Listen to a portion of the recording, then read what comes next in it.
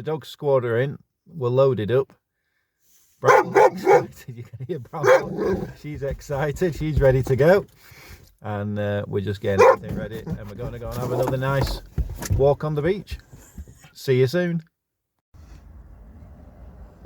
You've had a treat already. Yes, you have. You're being very naughty. You don't need to pretend you're not listening to me. No. Don't answer me back, young lady. No. You've had a treat. Good girl.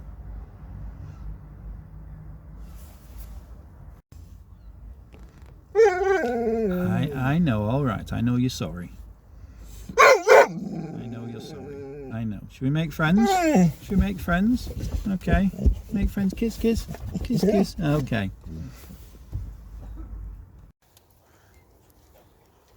Well, what a difference a couple of days make. 2 days ago it was like the Arctic down here. We had 3 foot of snow and ice, blizzards, gale force winds. Look at it today. Beautiful and still. No ice, no snow, no wind. Brilliant. Hopefully we'll get some good finds today. Stay tuned.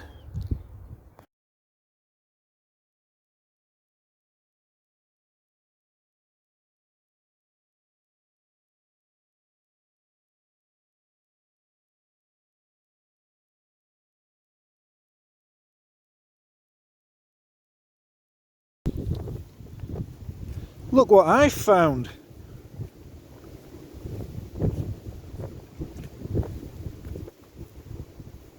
Rah, rah. It's a something-osaurus. I don't know what it is. I'm sure somebody out there will know it. If you do know what it is, pop it in the comments underneath, because I've forgotten what these are.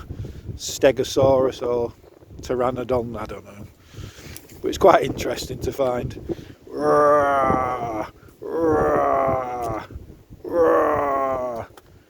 You see how cold it is? My fingers are going absolutely pink. It is bitterly cold today. Really is cold. So I'm going to put Mr. Dinosaur back in my pocket and put my glove back on.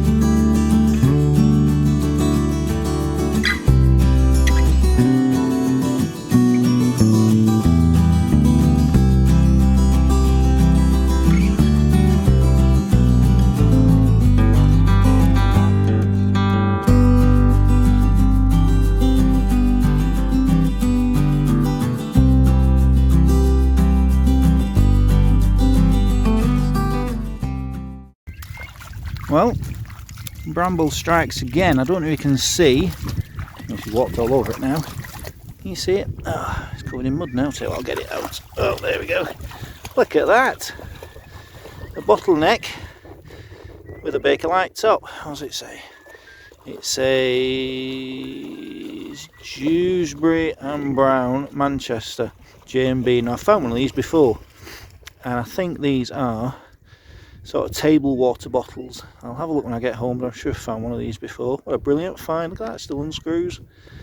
Excellent. Well done, Bramble, again. It's interesting walking along the Foreshore, because I'm sure you could walk down here 9 times and walk past something 9 times, and then the 10th time just catch it out the corner of your eye, which is what's happened to me quite a few times. I walk past something and then we've turned around to go back and then you suddenly see it. So I wonder how much I'm missing as I swing my head one way, that there's something lying in the sand the other way. But that's what it's about finding things. Girl, good girl, bring it, fetch it to me. Good girl. Oh, it's sunk now. Well, Bramble has picked another bottle. Oh, this water's cold. Look at that, well done you. Well done you.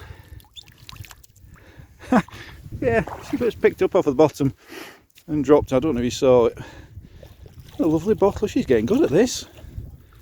You're better than me anyway. I'm not finding anything. What does it say? It says J.H.N.S. Johnson, Liverpool. Cork would have gone in the top there.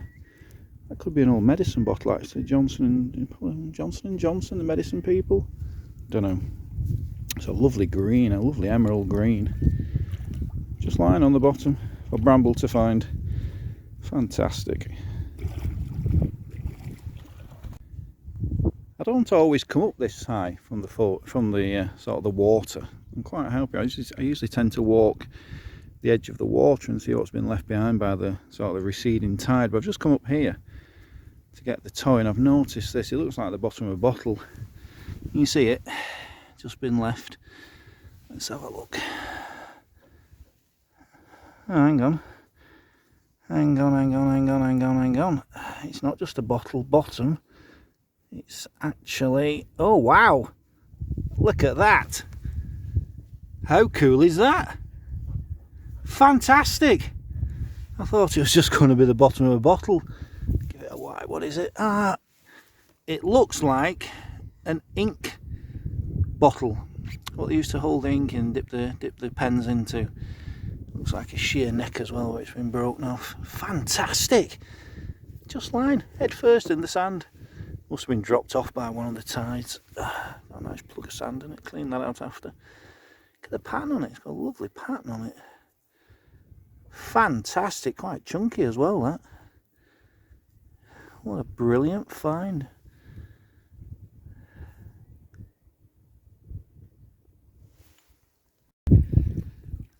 I've just found this in the sand.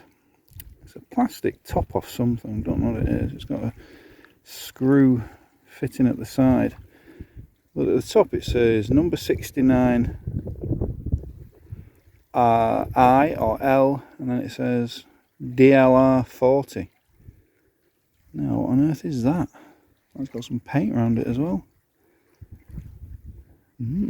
Intriguing. Let's have a look, see what that is, so I can find out what it is. What do you think this is, Bramble? At first I thought it was a piece of just a piece of old branch, but when I've looked closely, it's actually, oh no, it's breaking. It's a shovel. You see the outline of it? It's an old shovel. This is a handle, rotted through now. There's the metal where it fastens on. You can see the handle there. See the wood. Wow, how many years old is that? I reckon at least 100 years old, if not more. What a fantastic find. How did that get down there? I bet that came off the railway when they were building the railway. Yeah, it's a proper big shovel. Look at the size of the shovel. Fantastic. What a good find. Even the estuary has a history to it. Peter Scott, the famous naturalist and ornithologist, he used to come down here punt gunning. And they used to have like a canoe type vessel, and they would work their way out to where the wildfowl were, and they had like a massive shotgun on the front. But yeah, it's a part of the history of it. I used to actually stop in the village in the ship in the village. Fascinating link to a very, very famous naturalist and sort of conservation pioneer.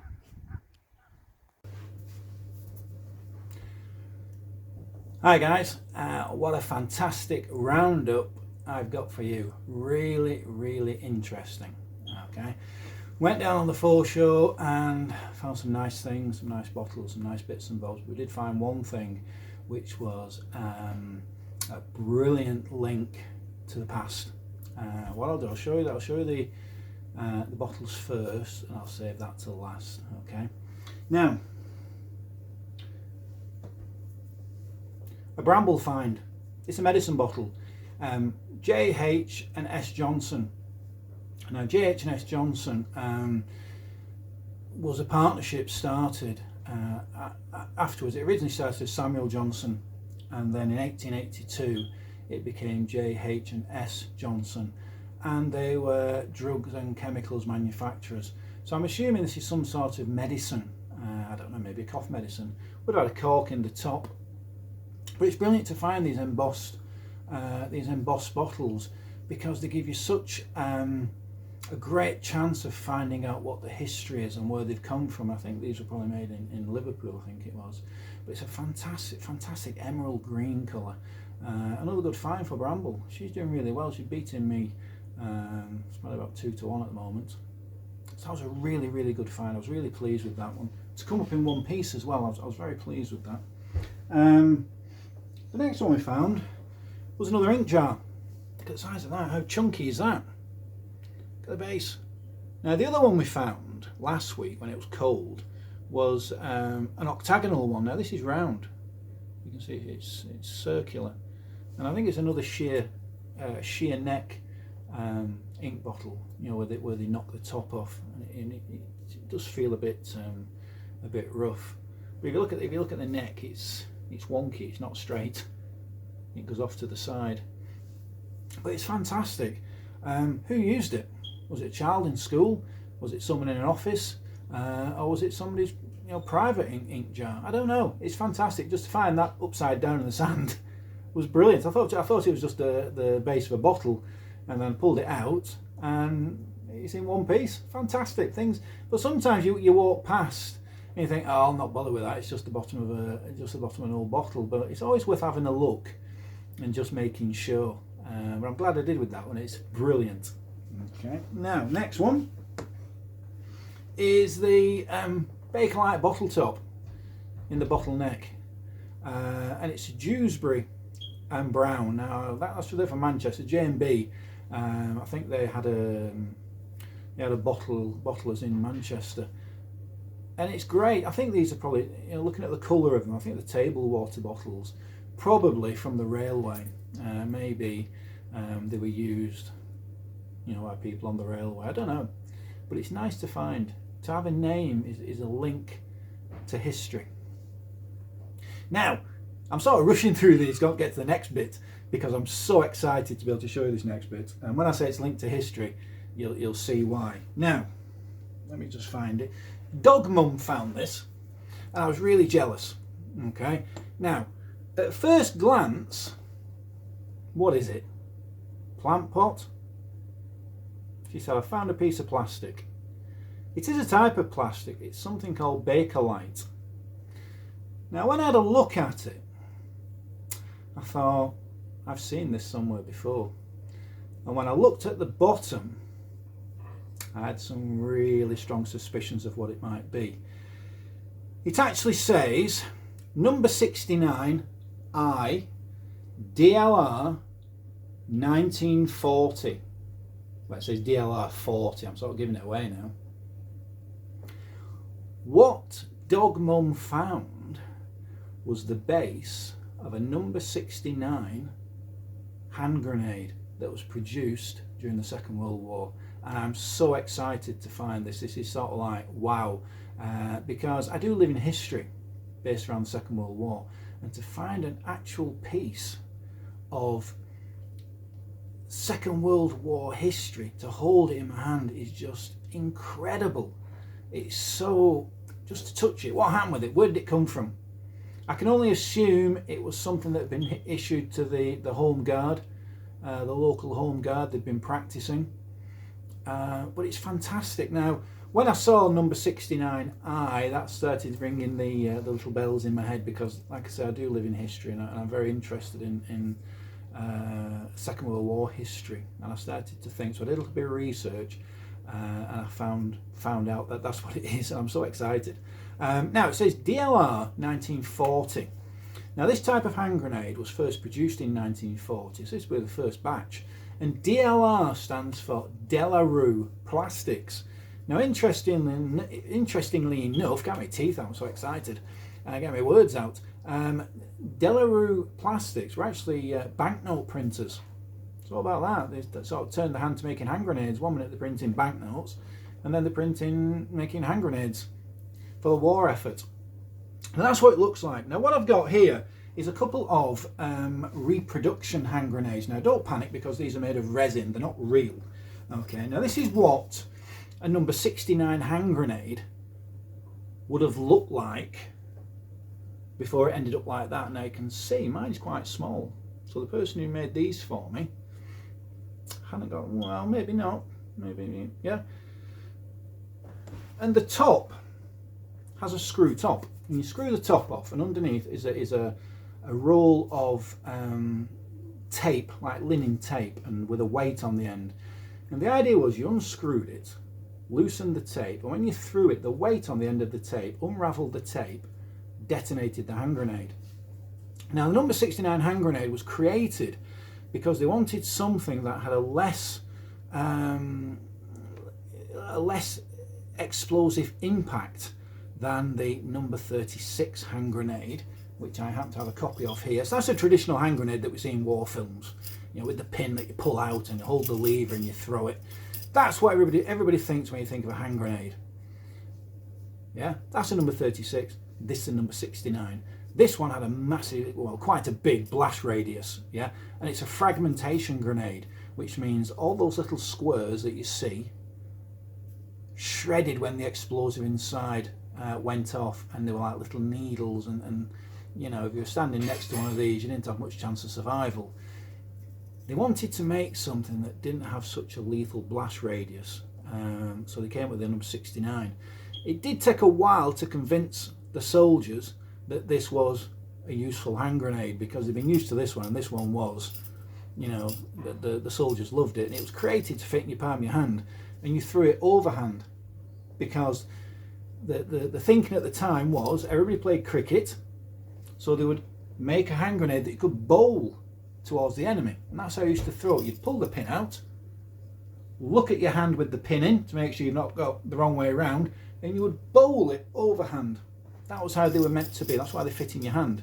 And when you see in war films, you know, stretched out like that, the idea is you look to make sure you've got the pin in the right hand, because last thing you want to do is have the pin in this hand and you throw the pin and keep hold of the hand grenade.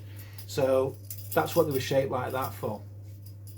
Now the number 69 was a totally different shape. It had a screw top, it had a different type of fuse, and it had the weighted tape. Now around this has got a green band, which means it's high explosive. Now if you look carefully, well, you might not be able to see it, just above the screw is the remnants of the green paint. You can see, look, see, there you go. That's the reproduction, and there's the real one. Have I got the screw around all the way? There you go, there's the screw, there's the screw. Wow. Now the red X's on this one mean it's filled with a high explosive called amatol, and it was in an 80-20 mix. Okay, that's just getting technical. If it had BAR written on it, it would mean it was filled with baratol, and it had LYD on it, it was lyddite. Different types of explosive that they used, but to find something that is a link back to the start of the Second World War, look at that. What history has that got? Who threw it? Why is it like that? Who had it? Where was it issued? Where did it come from? It's just, this is what history is about. It's like being a time traveller. You know, I put that in my hand, who last held it? You know, what was it used for? And you sort of go back in time and you think, wow, that's fantastic. A lovely piece of Second World War history. It looks nothing, but you think what it was made for. A lethal piece of plastic. Fantastic. Now, I'm going to go now. Go and make myself a cup of tea and calm down, because I'm all excited about finding that. Thanks for watching, guys. I hope you enjoyed it. We love going out. The dog squad absolutely, you know, they're thrilled every time we go out on the Foreshore and find things. Bramble's getting into a real bottle retriever, and Dog Mum's getting in on the act now. And I think I'll be relegated to cameraman very soon, because I don't seem to be finding very much. But hopefully next time we'll find some good stuff. Okay, bye for now, guys. Stay safe, and we'll see you next time.